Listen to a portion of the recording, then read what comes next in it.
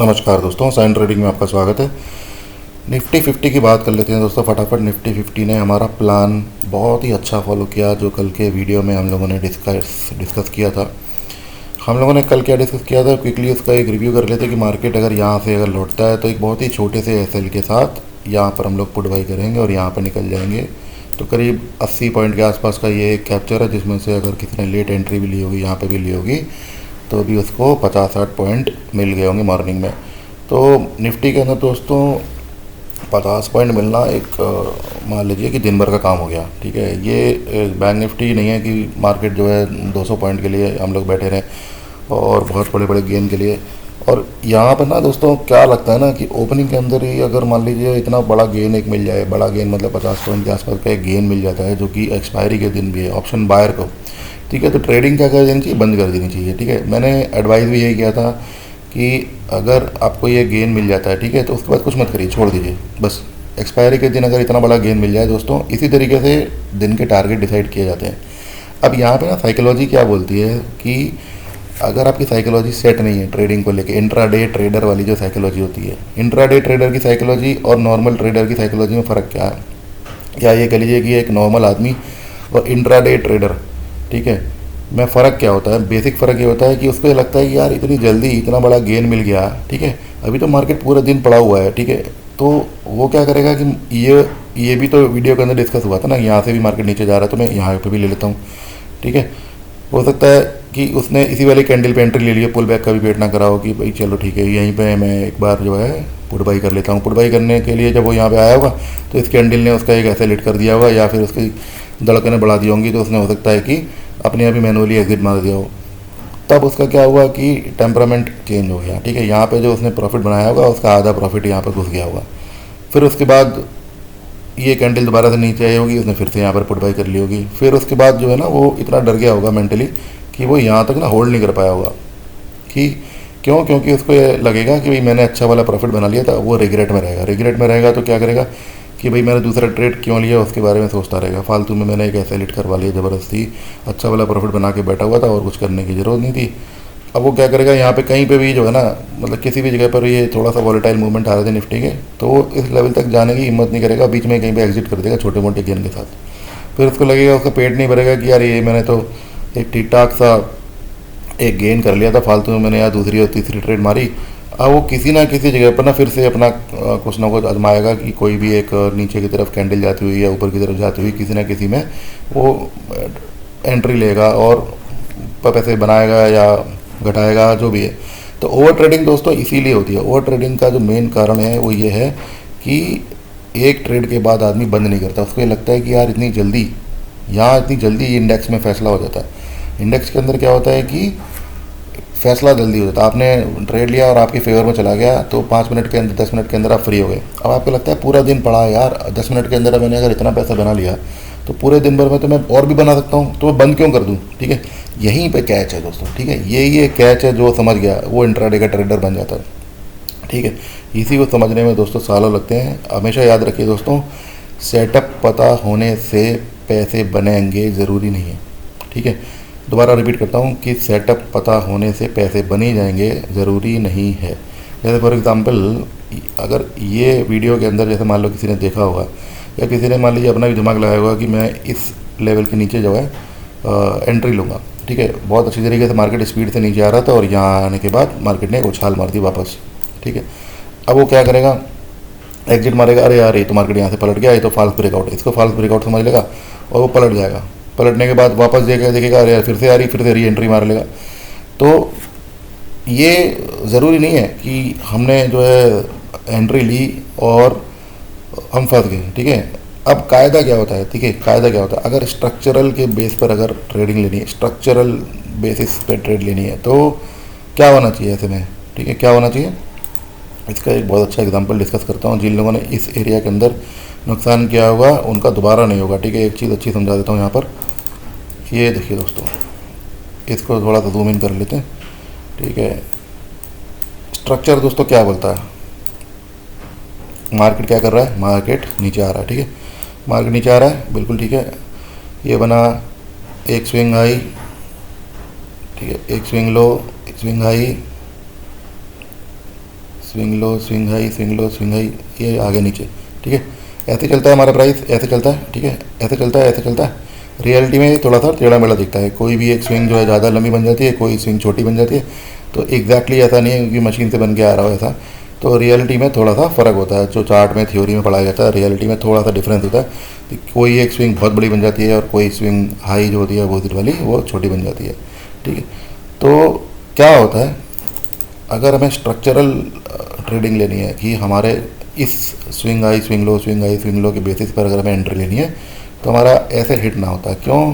क्योंकि अगर मान लीजिए हमने यहाँ पे अगर एंट्री ले भी ली, यहाँ पे कहीं पे हमने एंट्री ले भी ली, तो हमारा जो एस एल है ना दोस्तों ये होना चाहिए, ठीक है। अब इतना बड़ा एस एल, ठीक है, अब देखते हैं इसको कितना पॉइंट है, 17,960 और ये है करीब करीब 18,040, मतलब करीब करीब 100 पॉइंट का एस एल निफ्टी में इम्पॉसिबल, ठीक है। 100 पॉइंट का एस एल निफ्टी में बता रहा है, तो ये ट्रेड बनती नहीं है। ये ट्रेड बनती नहीं है। यहाँ पे एंट्री आप जो है लेंगे तो क्या करेंगे, इसका ब्रेकआउट होने देंगे। और हमेशा जैसे मैं बोलता रहता हूँ कि entry from a pullback, ठीक है। पुल बैक क्या होता है, एक स्विंग हाई बन गया यहाँ पर, ठीक है। हम डाउन साइड जा रहे हैं तो स्विंग हाई की बात कर रहे हैं, हम लोग ऊपर ही जाएंगे तो हम स्विंग लो की बात करेंगे, ठीक है। तो यहाँ पे अगर एंट्री ले रहे हो बिना पुल बैक बने तो ये एस एल है। अब ये एस एल तो हिट हुआ नहीं, ठीक है, और इतने बड़ा एस एल पे कोई ट्रेड बनती भी नहीं है। तो इसलिए क्या करेंगे, नीचे जा रहा है, वेट करेंगे एक नए स्विंग हाई का। ये एक नया स्विंग हाई बन गया, नया स्विंग हाई बनने के बाद जब वापस इसको काट रहा था तो यहाँ पे हम एंट्री ले लेंगे। ईमानदारी से हमारा बहुत ही स्मूथली एग्जीक्यूशन हो जाएगा, कोई दिक्कत नहीं होगी। इसको बोलते हैं किसी मूव को, किसी मूव के अंदर, चलती हुई मूव के अंदर ट्रेड लेना, एंट्री लेना, ठीक है। किसी भी चलती हुई मूव के अंदर कैसे एंट्री ली जाती है उसका एक सिंपल सा एग्जांपल है दोस्तों, आज मिला था ट्रेड के अंदर, चार्ट के अंदर बहुत सिंपल सा एग्जांपल एक दिखाई दिया। बहुत ही सुंदर है ये, सुंदर मूवमेंट है दोस्तों, ठीक है, बहुत ही सुंदर और स्मूथ मूवमेंट है। तो लर्निंग के पॉइंट ऑफ व्यू से इसको आगे के लिए ध्यान रखिए और दिमाग में जो है बिठाइए इस चीज़ को कि किस तरीके से एंट्री ली जाती है। और जब तक एक एस एल, छोटा एस एल ना बने, ये एस एल क्या था, बड़ा था, ठीक है, तो हम क्या करेंगे, छोटे एस एल के बनने का वेट करेंगे। छोटे एस एल के बनने का वेट का मतलब भैया नीचे जाने देंगे, फिर से एक पुल बैक आने देंगे, फिर से नीचे जाने देंगे, तब हम एंट्री ले लेंगे। यहाँ पे ना फोमो हमारा काम करता है।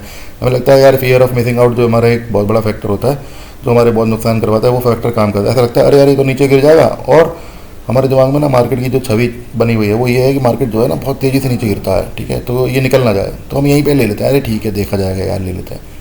तो ये प्रॉब्लम है दोस्तों, हमेशा स्ट्रक्चर के हिसाब से अगर ट्रेड लेंगे तो लॉस बहुत कम हो जाएंगे, ठीक है, लॉस बहुत कम हो जाएंगे।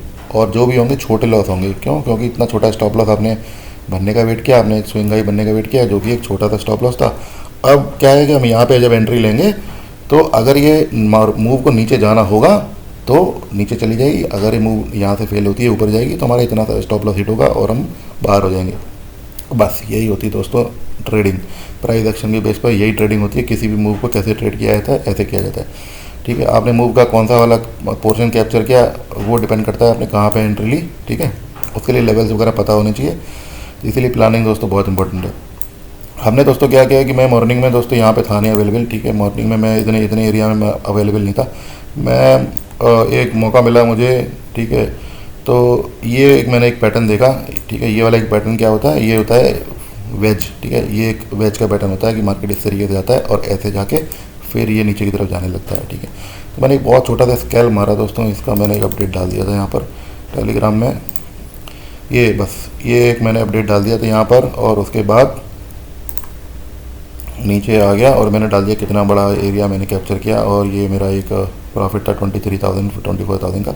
बस इतना ही, बस पूरे दिन भर में सोचिए आप कितना कम पोर्शन में ट्रेडिंग करी और मैंने अपना टारगेट पूरा कर लिया। पूरे एरिया को, इतने बड़े फॉल को छोड़ दिया और इतने ज़रा से फॉल को केवल ट्रेड किया बस, ठीक है। छोटा सा ही पोर्शन दोस्तों काफ़ी होता है अपना टारगेट पूरा करने के लिए। यही चीज़ अगर कोई आदमी समझ जाए ना तो उसके दिमाग में ट्रेडिंग का फंडा सेट हो जाता है। चलिए तो ये दोस्तों अब हो गई आज की बात। अब कल की बात कर लेते हैं। कल है दोस्तों फ्राइडे। आज दोस्तों मार्केट में नया क्या हुआ है, ठीक है, सबने अगर देखा होगा निफ्टी बैंक निफ्टी को तो बता देगा आराम से। बैंक निफ्टी ने दोस्तों ATH टच कर लिया, ठीक है।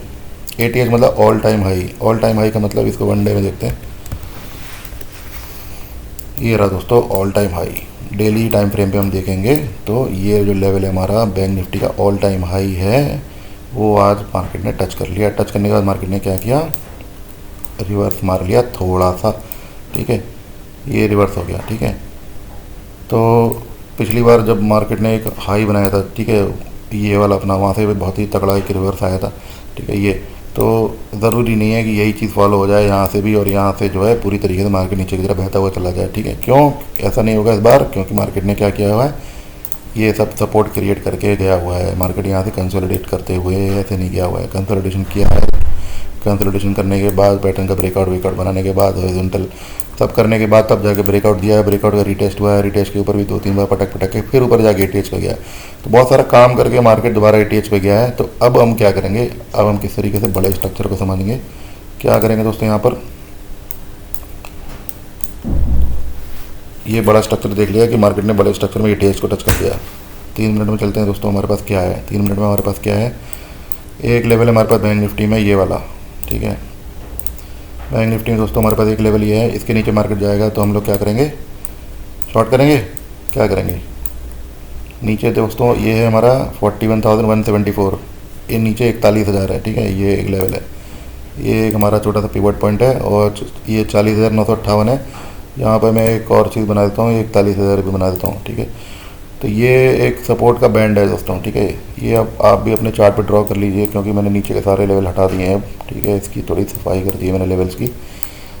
ये दोस्तों मार्केट अगर इसके नीचे खुलता है, या कहीं पे भी मार्केट होता है, कहीं पे भी ओपन होता है, मार्केट इसके नीचे जाता हुआ दिखता है, तो हम क्या करेंगे कि ये हमारा टारगेट होगा। अगर यहाँ से हम अगर इसको शॉर्ट करेंगे, पुट बाई करेंगे, तो ये हमारा टारगेट होगा, ठीक है। और मार्केट अगर यहीं पे कहीं पे मिल जाता है, तो अगर मान लीजिए किसी का मन ना कर रहा हो इसको शॉर्ट करने का, या छूट गया हो, तो कोई ज़रूरत नहीं है। एक अपॉर्चुनिटी छूट गई, समझ में नहीं आई, वॉलेटाइलिटी वगैरह वगैरह कोई भी कहानी हुई हो, छोड़ दीजिए। यहाँ से अगर मार्केट वापस से बाउंस करता है और इस लेवल के ऊपर जाता है, ठीक है, यहाँ से बाउंस करके इस लेवल के ऊपर जाता है, तो यहाँ पे हम लोग कॉल बाई करेंगे और ऊपर की तरफ चले जाएंगे। ये हमारा टारगेट होगा बस, ये वाला। ये क्या लेवल है, इसको मैं ड्रॉ कर देता हूँ। ये है हमारा ये, अरे लो लेवल ड्रॉ नहीं हो रहा, हो गया 41,519, ठीक है। 41,519 आ रहा है, लेकिन 41,500 ही मानिए उसको। 41,500 तक भी अगर आपने होल्ड कर लिया तो बहुत पैसे बन जाएंगे। 300 पॉइंट है ये, ठीक है। थोड़ी देर बाद भी एंट्री लेंगे, पुल बैक आने के बाद, फिर से होल्ड करने के बाद, कोई पैटर्न बनने के बाद भी एंट्री लेंगे, या फिर यहाँ पर कोई एक इस, या फिर यहाँ पर जैसे ये पॉइंट है, ठीक है। मार्केट अगर यहाँ से टकरा के वापस आता है, तो यहाँ पर अगर नाटक करता है, क्योंकि फ्राइडे है तो डेटा बिल्डअप होता है, तो इस अगर OI को भी, अगर ये इस अगर पीक को भी अगर हम लोग मिलाते हैं, और यहाँ पर कोई इस तरीके की कोई भी एक पैटर्न बनता है, ठीक है, तो इसके ब्रेकआउट पे हम लोग एंट्री लेके यहाँ पे निकल सकते हैं, ठीक है। तब भी इसके अंदर 100-150 पॉइंट बचेंगे एंट्री लेके करने के लिए। तो ये तो होगी दोस्तों ऊपर की प्लानिंग। इसके ऊपर मार्केट अगर जाता है, ठीक है, फिर भी हम कॉल बाई करेंगे, ठीक है। फिर से हम लोग दोबारा ATH तक जाएंगे, ठीक है, बिल्कुल क्लियर है दोस्तों ये, ठीक है। फिर से ATH तक जाएंगे और ATH पर जाकर रुक जाएंगे, ट्रेडिंग बंद कर देंगे, इसके ऊपर नहीं जाएंगे फिर हम कल, ठीक है। अब नीचे क्या करेंगे, नीचे की बात हमने कर ली है, नीचे बस हमने यहीं तक की बात कही है। 41,000 के नीचे अगर मार्केट जाता है, हम लोग कुछ नहीं करेंगे, छोड़ देंगे, इतने एरिया को छोड़ देंगे, ठीक है, कुछ नहीं करेंगे। मार्केट अगर बहुत ही ज़्यादा नीचे खुल गया, सपोज करिए मार्केट कल इतना नीचे खुल गया 40,800, या ये वाला जो लेवल है यहाँ पे कहीं पे खुल गया, ये क्या लेवल आ रहा है दोस्तों, इसको ड्रॉ कर देता हूँ फटाफट। ये लेवल आ रहा है ये वाला अपना। तो ट्रेडिंग व्यू भी ऐसा है ना कि काम करना ही बंद कर देता है, 1 मिनट, ओके। ये 40,712, ठीक है, ये एक लेवल आप ड्रॉ कर लीजिए, इंपॉर्टेंट रहेगा ये। तो मार्केट अगर इसके नीचे खुलता है, ठीक है, तो ये एक लेवल आप कर लीजिए, ये हमारा एक टारगेट का काम करेगा। ये हमारा मार्केट इसके नीचे अगर आता है, ठीक है, तो ये हमारा टारगेट का काम करेगा। इसके नीचे अगर जाएगा तो कुछ नहीं करेंगे, ठीक है, इसके नीचे जाएगा तो छोड़ देंगे। मुझे तो लगता है कि इसके नीचे भी जाना चाहिए, तो भी हमें प्राइस एक्शन को देख के ही, होल्ड करके, वेट करके ही जो है ट्रेड लेनी चाहिए, ठीक है। तो ये है दोस्तों बैंक निफ्टी की कल की प्लानिंग, बड़ी क्लियर है। इसको दोबारा से एक बार वीडियो को पिछला 1-2 मिनट चला के देख लीजिए क्या बात करी हम लोगों ने, ठीक है। ऊपर और नीचे दोनों साइड की बात कर ली, और ये लेवल्स जो है अपडेट कर लिए। ये लेवल आप भी अपडेट कर सकते हैं। निफ्टी में बात कर लेते हैं दोस्तों फटाफट। निफ्टी के अंदर क्या क्या कर सकते हैं हम लोग। निफ्टी ये रहा निफ्टी। निफ्टी में दोस्तों बड़ा क्लियर है, ये हमारा की लेवल है, ठीक है, यही हमारा बेस रहेगा कल के लिए, ठीक है। इसके नीचे हम लोग बात नहीं करेंगे अभी हम लोग। इसके नीचे हम लोग एक लेवल बना के रखते हैं कि मार्केट भले ही अगर इसके नीचे अगर जाने की कोशिश कर रहा है तो हमें एटलीस्ट लेवल बता रहे कि लेवल क्या है। 17,693 मतलब 17,700 है। ठीक है, तो मेरे हिसाब से दोस्तों कल की जो ट्रेडिंग है वो मैं कुछ लेवल हटा देता हूँ। यहाँ पर ये एक लेवल है, ये हटा देता हूँ। ठीक है, ये मार्केट यहाँ से पलटा था, इसको मैं अपडेट कर देता हूँ और उसके बाद ये लेवल हटा देता हूँ। बस ये 2 लेवल हो गए। ये एरो हटा देता हूँ, ये हो गया। मेरे हिसाब से दोस्तों मार्केट इस रेंज के अंदर 18,000 और 17,872 के अंदर ही ख़त्म हो जाना चाहिए। इसके बीच में अगर ओपन हो गया, ठीक है, तो इसी के अंदर होता रहेगा। फिर उसके बाद बस केवल ये एक जो पिवट का पॉइंट है, इसी पिवट का पॉइंट को और इस पिवट का पॉइंट के मिला के कोई एक ट्रेंड लाइन सी बनती है। कोई भी एक अगर इस तरीके का ब्रेकआउट दिखता है तो यहाँ से हम ऊपर की तरफ जाएंगे 18,000 तक। ठीक है, 18,000 के ऊपर अगर जाता है जैसे बैंक निफ्टी में बात की थी तो यहाँ तक जाएंगे। ठीक है, तो ये हो गया हमारा 2 लेवल का अपसाइड का प्लानिंग हो गया। नीचे की तरफ मार्केट अगर इसके नीचे जाता है, इसके नीचे जाता है तो यहाँ पे हम लोग एग्जिट करेंगे और इसके नीचे जाता है तो यहाँ पे एग्जिट करेंगे। बस यही है दोस्तों, और कुछ नहीं है, सिंपल है कल का। मेरे हिसाब से दोस्तों मार्केट फ्लैट रहना चाहिए कल। ठीक है, वॉलेटाइल भी हो सकता है क्योंकि बहुत ही ऊपर से मार्केट आया हुआ है, ATH से आया हुआ है, तो बुल्स इतनी जल्दी स्क्वायर ऑफ नहीं करेंगे और इसको रोकने की कोशिश करेंगे, नीचे से सपोर्ट प्रोवाइड करेंगे मार्केट के अंदर। अभी लॉन्ग का जो डेटा है वो अभी ख़त्म नहीं हुआ है, इतना कोई बड़ा फॉल भी नहीं आया है, कोई प्रॉफिट बुकिंग जैसा अभी कुछ दिख नहीं रहा है। ठीक है, थोड़ा सा ये एक मूवमेंट करने के बाद मार्केट फ्लैट हो गया था, तो बहुत ज़्यादा कोई गिरावट इसके अंदर है नहीं, कोई इंटेंसिटी भी नहीं है। कल का फ्राइडे का दिन डिसाइड करेगा दोस्तों अगला हफ्ता कैसे जाने वाला है और ये ATH से जो रिजेक्शन आया है वो कैसे देख रहा है मार्केट। तो ये लेवल्स हैं दोस्तों, अपडेट कर लीजिए। ठीक है, प्लानिंग जिसको दोबारा से सुननी हो वो 1-2 मिनट रिवाइंड करके दोबारा से देख लीजिएगा कि कहाँ पर क्या क्या बात करी गई है। इसी हिसाब से हम लोग कल की ट्रेडिंग करेंगे। थोड़ा सा गला ख़राब है दोस्तों, बट ठीक है, काम हो गया अपना और ये वीडियो बन चुका है। नमस्कार दोस्तों।